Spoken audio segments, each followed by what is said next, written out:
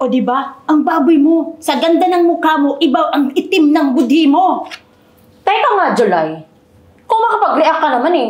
Lalaki naman yung anak mo ah. Walang mawawala dyan.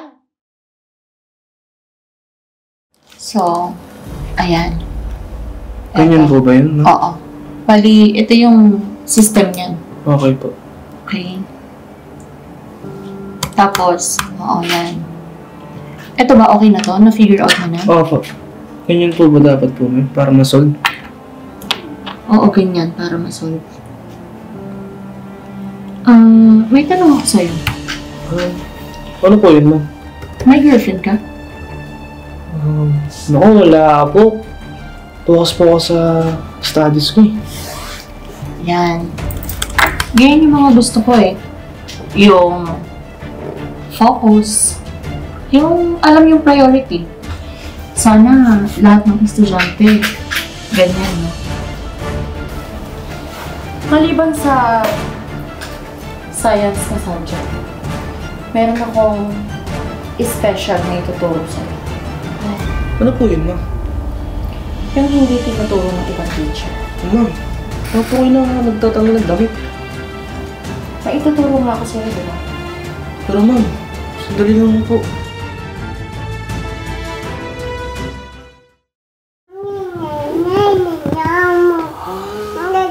Ma? Oh. Sorry. Parang bigla itong sasabihin ko, pero... Ano ba yung sasabihin mo?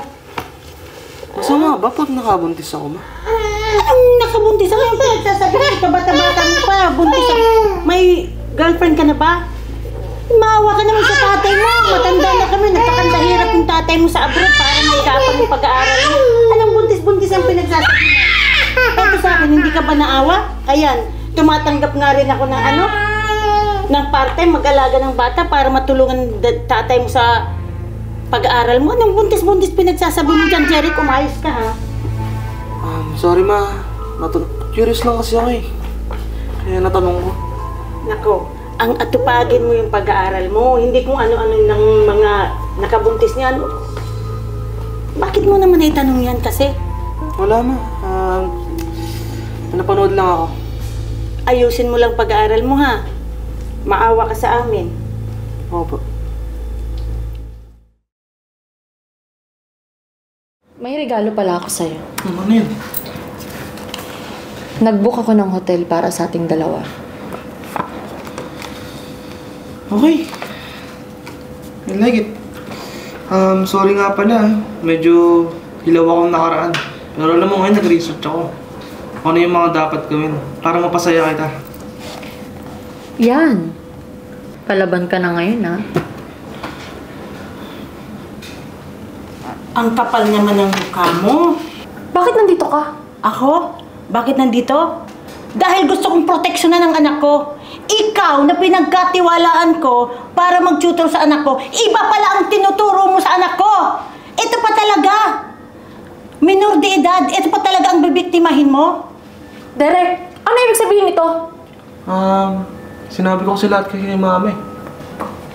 Di ba, kilala niyo naman po si Ma'am Jerica? Oo, yung kinuha kong teacher sa'yo, no, hindi ka nag-aaral mabuti. Actually kasi, ma, may ginawa si Ma'am Jerica sa akin. Anong ginawa sa'yo?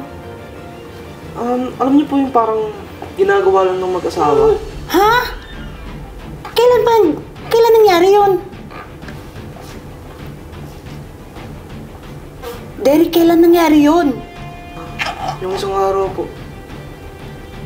Eh, bakit inayaan mong ganyan yung kakalalaki mong tao?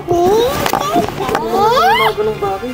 Tsaka ma, pinalaki niyo naman ako ng ilag sa babae, tsaka marespeto. Pupuntahan ko yung babae niya. Pinagkatiwalaan ko pa naman siya.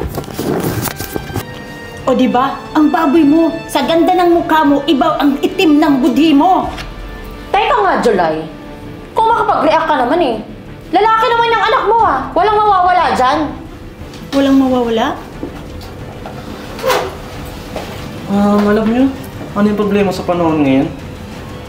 Kala niyo babae lang yung nababastos. Siyempre kami din mga lalaki. Tsaka di naman lahat ng lalaki pinalaking bastos. Manyakis. Alam mo, kadiri ka. Mamas boy ka pala eh. Mas ako ng mas mamas boy. At least marunong ako rumispeto sa babae. Wala akong pakialam kung sabihin yung mamas boy. Pinoproteksyonan ko lang yung anak ko. At ikaw, dahil sa ginawa mong yan sa anak ko, magsulian na tayo ng kandila. Lumayas ka bago magdilim ang paningin ko. Pero, sinisigurado ko sa'yo na matatanggalan ka ng trabaho at hindi ka na makakapag-apply kahit saan. Iba-blacklist kita. Layas! Sama kayong anak mo. Salamat na.